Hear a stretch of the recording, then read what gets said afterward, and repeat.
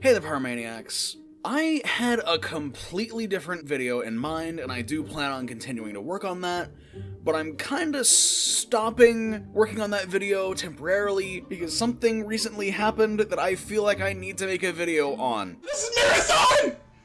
This is Marathon to bring you back! Marathon is back. At Sony's PlayStation Showcase the other day, Bungie showed off the project that they're going to be working on in the wake of Destiny. As they're kind of closing up Destiny 2, they're now working on another game. And that game is a reboot of the Marathon series. For those who don't know, Marathon is essentially the first-person shooter series that Bungie was known for before Halo. And Halo actually shares a lot of DNA from Marathon.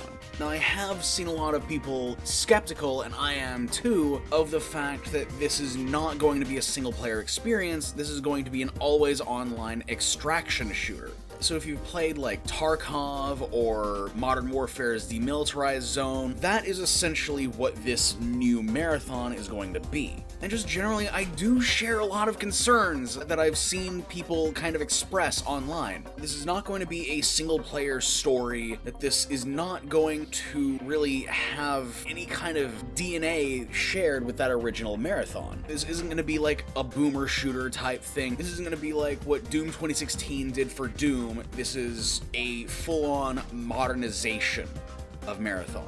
And I do completely understand that. But I feel like people don't realize that a lot of Marathon's storytelling was very cryptic. A lot of Marathon's story was told within terminals, which would eventually make a bit of a comeback in the later Halo games. So I can definitely see a more cryptic kind of story where you have to kind of find the story. That in itself is very accurate to the original Marathon.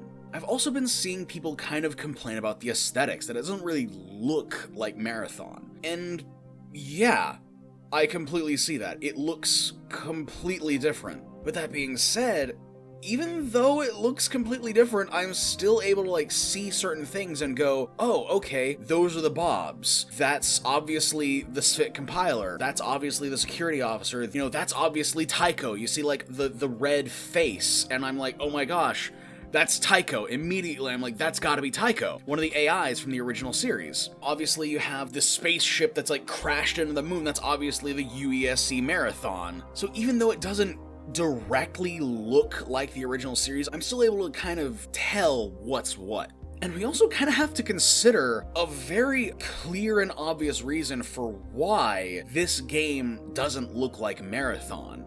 And that is the fact that Marathon's aesthetic, to some degree, is Halo's aesthetic. And Bungie doesn't own Halo anymore. Like, Marathon and Halo share so much DNA when it comes to story and aesthetics and lore and just like general like themes and naming conventions and just all of this stuff. Halo might as well be a spin-off of Marathon rather than a spiritual successor. In fact, there are theories that, like in Marathon Infinity, it introduces the concept of a multiverse. You're traveling between like different timelines. There are fan theories out there that Halo is an alternate timeline of Marathon, and that Halo is almost like a sequel or a spin-off of that original Marathon series. That it's not just a spiritual successor, it is a Marathon game. So if the Halo series shares so much DNA with Marathon to the point that people can legitimately look at it and say, no, that is not its own thing,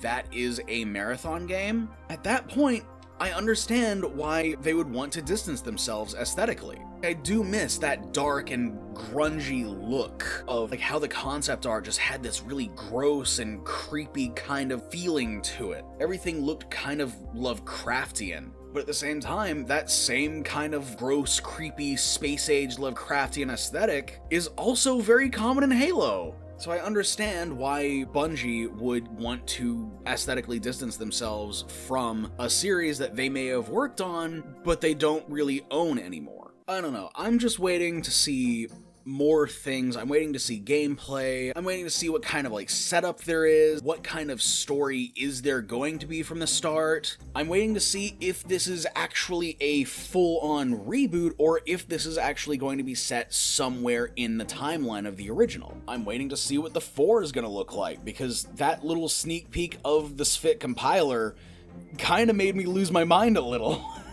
It looks so cool. And like, I'm curious if they're going to have the hunters in this game, because a lot of the enemies in Marathon were directly brought over into Halo. Their lore might have changed, but aesthetically, the hunters in Marathon are the hunters in Halo. So there are just certain things like that where I don't know if they're going to keep that. If I'm right, and the art direction for this game is an attempt to distance themselves from Halo, then I am curious, like, how many things are going to stay in here. Once again, I'm just gonna sit here and wait for more information to come out, because I'm really excited for this. I'm always so happy when, like, old game IPs like this from, like, forever ago get, like, brought back and put into, like, you know, into like the public consciousness again. I'm always so excited when stuff like this happens, but the way that they're doing it is really weird. I'm still really excited. I'm excited to see what they do with it,